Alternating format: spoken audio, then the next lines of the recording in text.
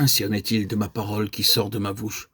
Elle ne retourne point à moi sans effet, sans avoir exécuté ma volonté et accompli mes desseins. Oui, vous sortirez avec joie et vous serez conduits en paix. Les montagnes et les collines éclateront d'allégresse devant vous, et tous les arbres de la campagne battront des mains. Au lieu de l'épine s'élèvera le cyprès, au lieu de la ronce croîtra le myrte, et ce sera pour l'Éternel une gloire, un monument perpétuel, impérissable. Ésaïe 55, 11, 13. Ma parole ne retourne pas à moi sans effet. Ce que Dieu a dit à n'importe lequel d'entre nous s'accomplira un jour.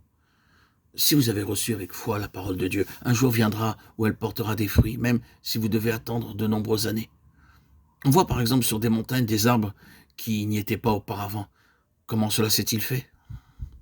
Des oiseaux, en volant par là, ont laissé tomber dans les crevasses la semence qu'ils avaient picorée sur le versant de la montagne, et l'eau étant descendue le long de la montagne, la semence a pu germer par la vie qui s'y trouve, tandis que les crevasses, en devenant toujours plus larges, ont laissé de la place à l'arbre pour grandir.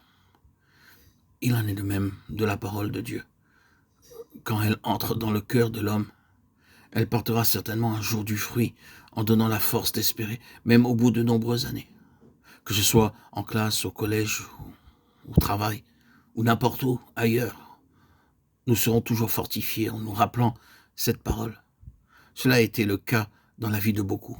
Oui, vous sortirez avec joie.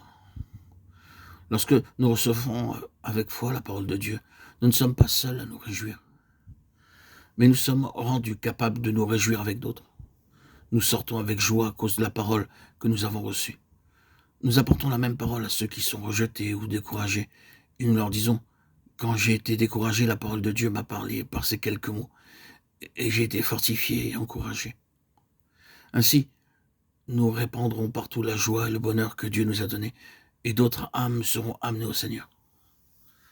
Au lieu de l'épine s'élèvera le cyprès, au lieu de la ronce croîtra le myrte, et ce sera pour l'Éternel une gloire, un monument perpétuel, impérissable. Quand le peuple de Dieu est entré en Canaan, le pays tout entier était très beau, mais ils se sont encore insurgés contre Dieu. Ils lui ont désobéi, le pays est devenu stérile pendant 2000 ans. Conformément à la promesse du Seigneur, les Juifs ont récemment commencé à retourner en terre sainte, et ils sont venus de 90 pays différents.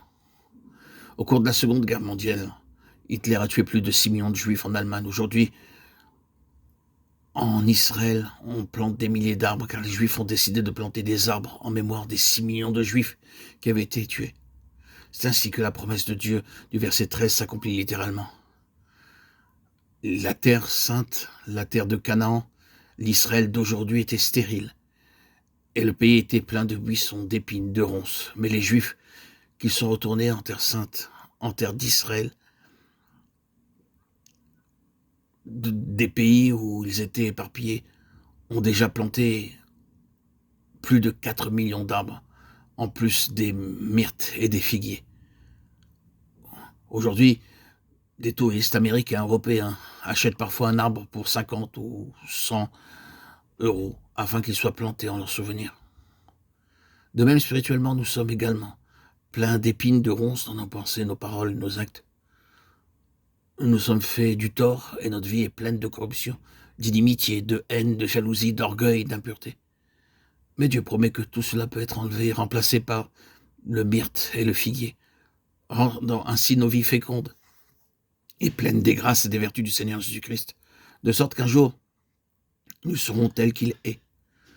Nous pouvons vivre sur terre une vie de victoire en refusant de céder la place aux épines et aux ronces, et en dispensant les paroles de réconfort, de joie, de bonheur, pour venir en aide aux autres.